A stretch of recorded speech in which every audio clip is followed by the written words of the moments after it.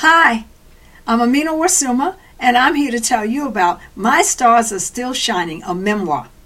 It's about my life as an international fashion model. It's an inspirational story of struggle and success. I write from the period of 1885 about my adopted grandmother, Elizabeth, aka Miss June, and her mixed-race daughter from Mobile, Alabama, to the time I was born and my life in Harlem to becoming a top model. It's a journey of black families, celebrities, and white friends, from the horrors to the rewards.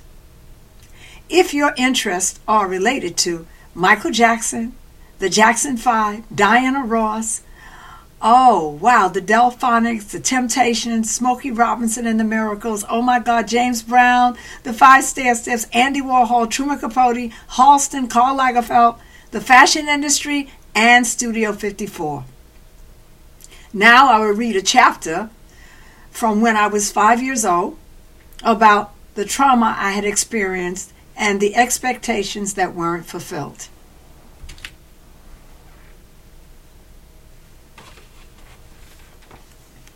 Chapter 6, Stability in My Life. I gave up all hope and resigned myself to be doomed in the land of the homeless forever. Out of nowhere, my mother appeared and she swept me off to Miss June's. Mamadou Johnson no longer had a house. Suddenly, I had a home filled with unaffectionate love. I can only remember that Mamadou Johnson lived on 116th Street between 7th and Lenox Avenue. She lived 5 blocks from Miss June. Although the memories of Mamadou Johnson stayed with me, she faded into my past. I never saw her or her family again. Stability felt like a warm blanket that I had longed for during the cold winter nights. When I lived at Miss June's, I never forgot the feeling of stability. On the first day my mother and I arrived at Miss June's, my mom had bought me a fancy new outfit, a beautiful light green nylon dress, socks, black patent leather shoes, and a gray coat. All my clothes were lost in the fire. When I left the Red Cross shelter, this was the only outfit I had. I thought my mother would purchase me a new wardrobe once we got settled at Miss June's.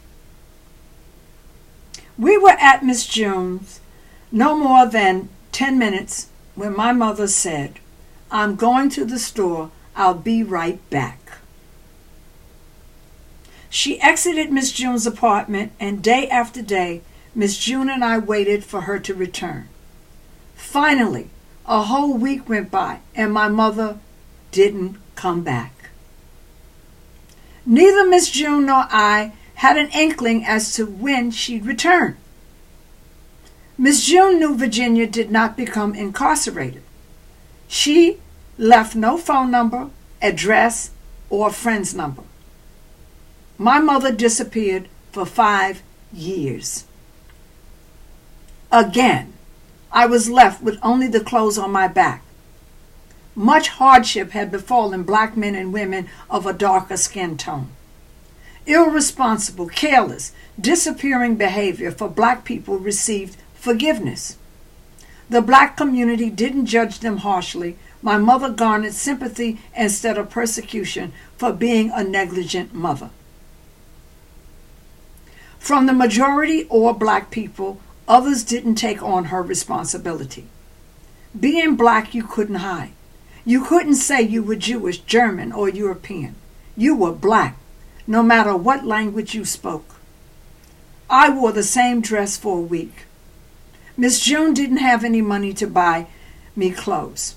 She appealed to Mrs. Hunter, who had 9 children, some girls and some boys. Her husband worked as a super for Mrs. Delaney, a light-skinned West Indian man. He owned twin buildings, 219 and 221. She had many clothes that were hand-me-downs. All of a sudden, I had a box full of clothes. The winter and spring passed, and summer arrived. You can purchase my book on Amazon.com, Kindle, or at your favorite bookstore. I want to thank you for listening, for sharing, and commenting, and liking. God bless you, and have a wonderful life.